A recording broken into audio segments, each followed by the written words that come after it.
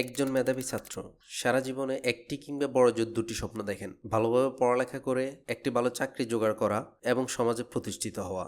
অপরপক্ষে কেউ যদি এক জীবনে একজন সফল ছাত্র, শিক্ষক, উদ্যোক্তা, ব্যাংকার, অর্থনীতিবিদ, রাষ্ট্রনায়ক, নাগরিক সমাজের সর্বজন গ্রাহ্য নেতা এবং আন্তর্জাতিক বিশ্বে তুমুল জনপ্রিয় সামাজিক ব্যবসার পুরোধা হন, তাকে কি সাধারণ মানুষ বলা যায়? না, মনে হয় বলা যায় না। আমি জানি দর্শকও বলবেন না, কারণ সাধারণের আবরণে তিনি অনন্য, অসাধারণ। সেজন্যই তিনি অভীষ্ট লক্ষ্যে অটুট, সেজন্যই তিনি জয়ী, সেজন্যই তিনি বিশ্বের কোটি কোটি মানুষের এক নম্বর রোল মডেল। 28শে জুন 1940। বাংলাদেশ তখনও জন্ম নেয়নি, কিন্তু ওই দিনই জন্ম হয়েছিল বর্তমান বাংলাদেশের এক উজ্জ্বল নক্ষত্রের। হয়তো এতক্ষণে আপনিও বুঝে গেছেন, আমি কথা বলছি মোহাম্মদ ইউনূসের, ডক্টর ইউনূস, প্রফেসর ইউনূস।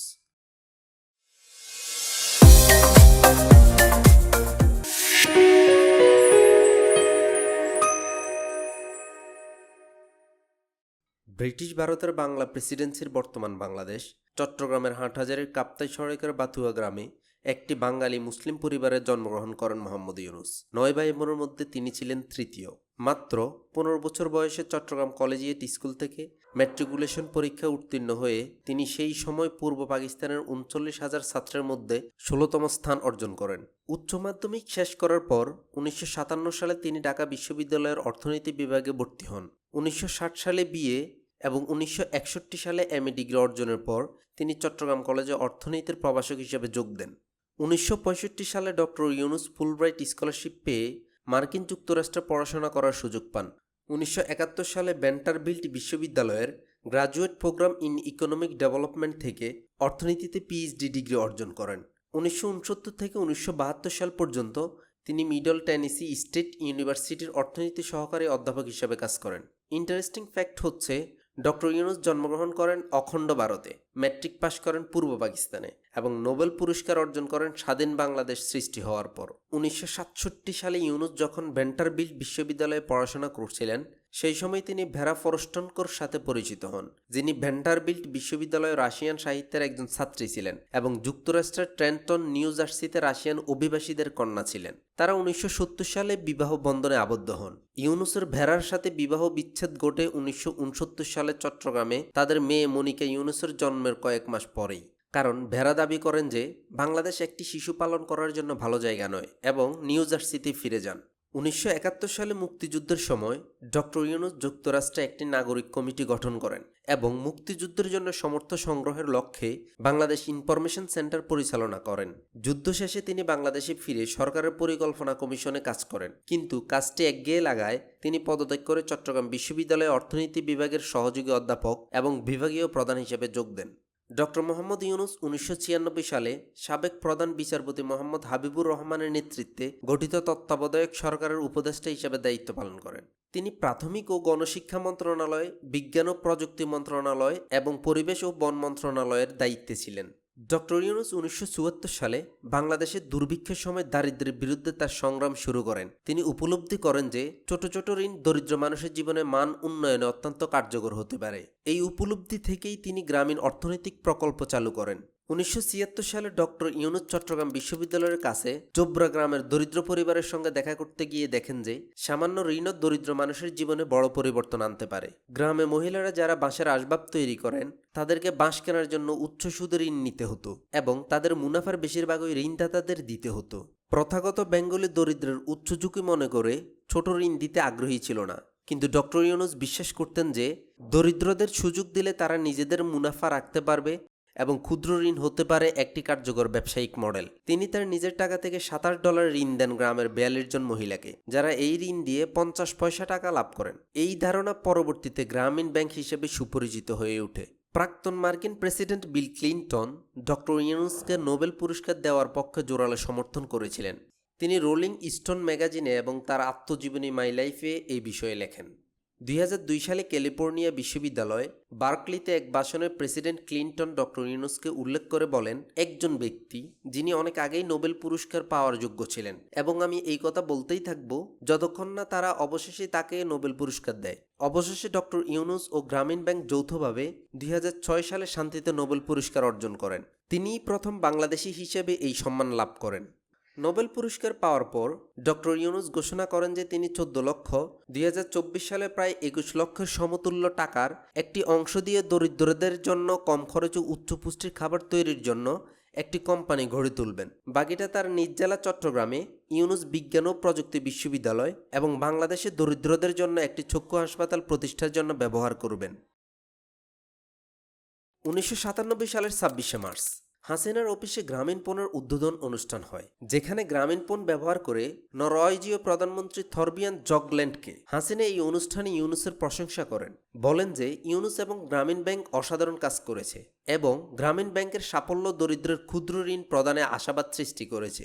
2007 সালে সেনাবাহিনীর জেনারেল মইনীয় আহমেদ একটি সামরিক অভ্যুত্থান ঘটান। খালেদা জিয়ার মেয়াদ শেষ হলে তিনি ডক্টর মোহাম্মদ ইউনুসকে দেশের চতুর্থ প্রধান উপদেষ্টা হওয়ার প্রস্তাব দেন। ইউনুস এই প্রস্তাব প্রত্যাখ্যান করে ফখরুদ্দিন আহমেদের নাম সুপারিশ করেন, যিনি 11 জানুয়ারি 2007 সালে দায়িত্ব নেন। ফখরুদ্দিন দুর্নীতি দমনের পরিকল্পনা করেন।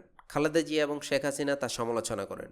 ইউনুস এই পদক্ষেপকে সমর্থন করে বলেন, এখানে কোনো আদর্শ নেই। হাসিনা এর জবাবে ইউনুসকে সুদখোর বলে অভিহিত করেন এবং দারিদ্র্য দূর করতে ব্যর্থ হওয়ার অভিযোগ তোলেন। এটি ছিল হাসিনা ইউনুসের বিরুদ্ধে প্রথম প্রকাশ্য বক্তব্য। পরে ইউনুস নাগরিক শক্তি নামে একটি রাজনৈতিক দল গঠনের ঘোষণা দেন, কিন্তু 3 মে সে পরিকল্পনা বাতিল করেন।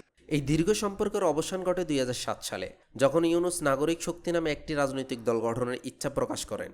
ইউনুস বাংলাদেশে 174টি মামলার সম্মুখীন হয়েছিলেন, যার মধ্যে 172টি ছিল দেওয়ানি মামলা।